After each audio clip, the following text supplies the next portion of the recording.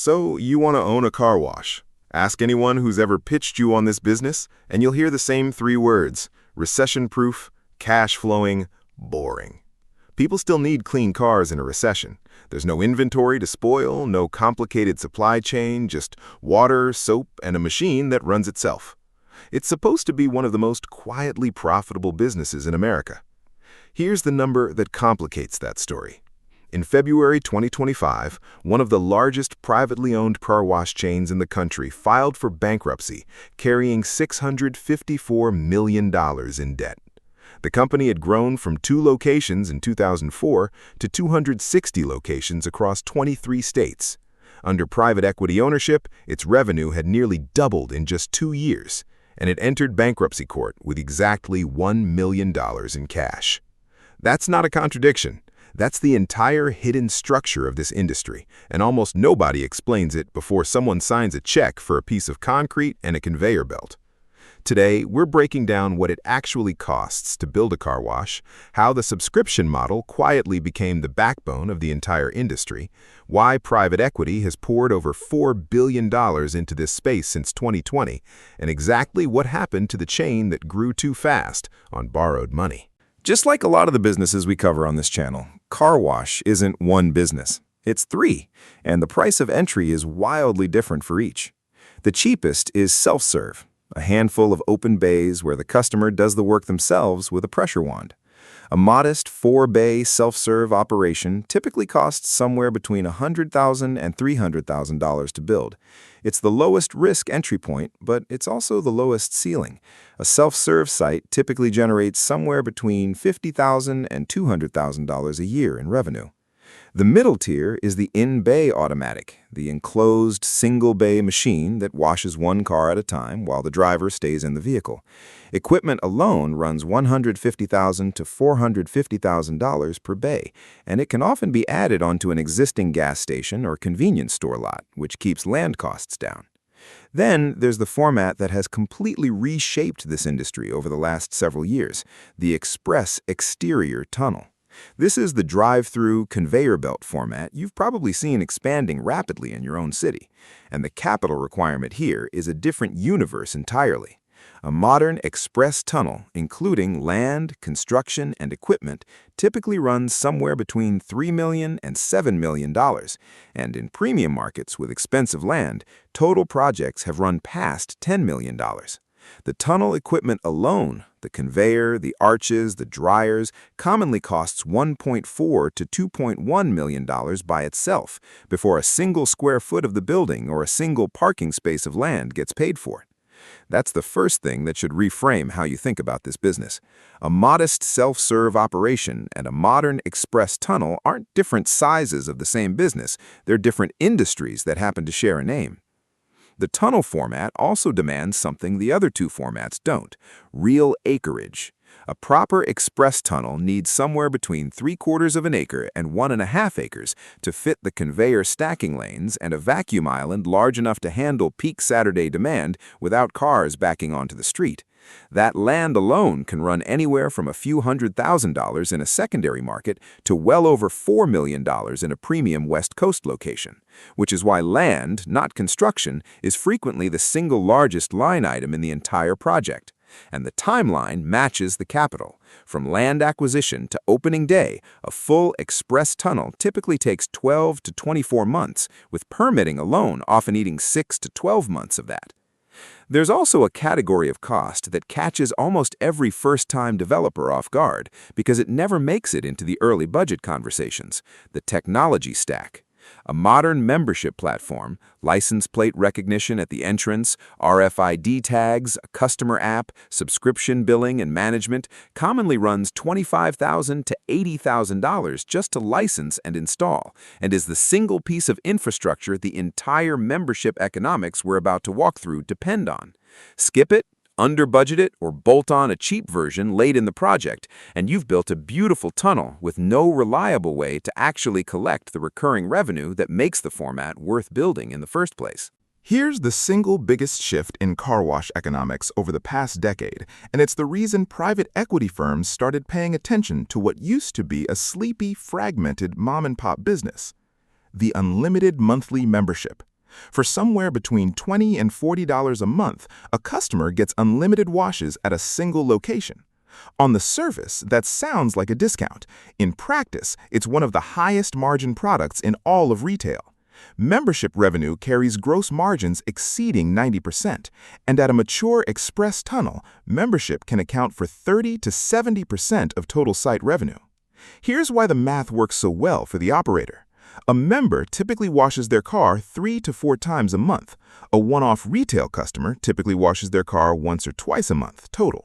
So the operator isn't just converting a customer from paying per visit to paying monthly. They're also getting that customer to use the service 2 to 3 times more often, for a price that per visit is often barely more than what a single wash would have cost anyway.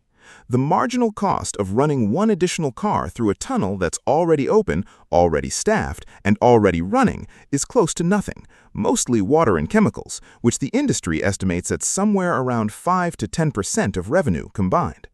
This is also why memberships transformed the risk profile of the entire industry. A car wash's single biggest enemy historically has always been the weather. Nobody washes their car in the rain, and a run of bad weekends used to mean a genuinely bad month. A membership base doesn't stop paying because it rained on Saturday. The monthly charge hits the customer's card whether they use the wash 0 times that month or 12. That single mechanic converted car washing from a weather-dependent foot traffic business into something closer to a subscription software company that happens to also get your car wet. Let's put real numbers against a well-located express tunnel, because this is where the appeal of the business becomes obvious and where the fragility hides underneath it. A strong location, pushing somewhere around 80,000 to 120,000 cars a year with solid membership penetration, can generate $1.5 to $4 million in annual revenue, typically run with a lean staff of 6 to 9 employees total. A fraction of what a restaurant or a gym needs to run the same square footage. Operating margins at a well-run express tunnel commonly land in the 35 to 50% range, among the highest in any retail or service format you'll find. Net margins, after debt service and all overhead, typically run 15 to 25% in the first year of operation and climb to 25 to 40% by years 2 through 5 as membership penetration builds and daily car counts stabilize. Those are genuinely exceptional numbers. This is exactly why a car wash generating $800,000 in EBITDA has, in recent years, sold for an 8 times multiple, $6.4 million, with some premium locations in top markets trading as high as 12 to 15 times EBITDA during peak valuations. And underneath all of that sits one more quiet advantage, the real estate itself. Typically, a prime corner lot with heavy traffic counts tends to appreciate independently of how the wash business performs, which is exactly why so many experienced operators choose to own the land outright rather than lease it. Break it down into an actual cost structure, and the picture gets more specific. Water and chemical costs together typically run somewhere around 5 to 10% of revenue, remarkably low for a business whose entire product is, quite literally, water. Labor, thanks to the lean staffing model of the express format, usually lands in a similarly modest range compared to almost any other service business on this channel. Debt service on the original construction loan is often the single largest recurring line item, particularly in the first several years, before enough of the principal has been paid down to meaningfully shrink the monthly payment. Put together, a well-financed, well-located tunnel can realistically pay back its initial capital investment in roughly 3 to 5 years of stabilized operation, genuinely fast for a business requiring several million dollars to build in the first place.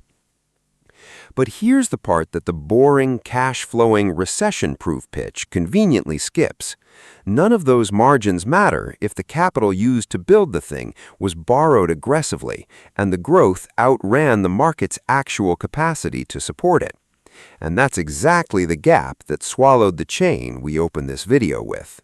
Zips Car Wash started in 2004 in rural Arkansas with 2 locations, about as unglamorous a beginning as this industry gets. For over a decade, it grew steadily, the old-fashioned way.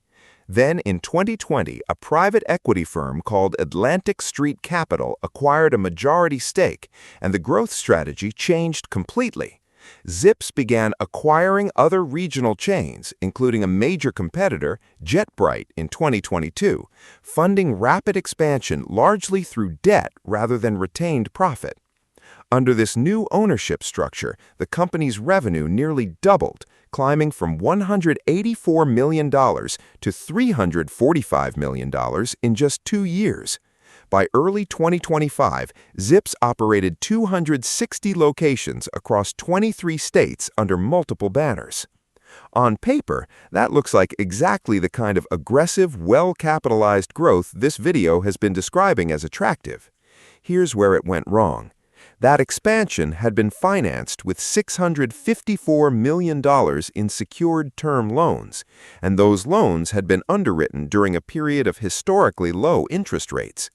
When the Federal Reserve raised interest rates sharply through 2022 and 2023 to combat inflation, the cost of servicing that debt climbed right alongside it. At the same time, the industry Zips had been rapidly consolidating was getting more crowded, not less. Competitors kept opening nearby, splitting the same pool of local customers and pressuring membership pricing across entire metro areas. And underneath both of those pressures sat a third one.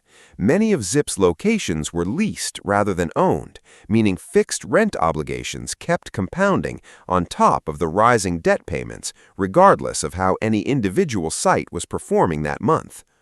By late 2024, the company's term loans had matured and it couldn't secure viable refinancing.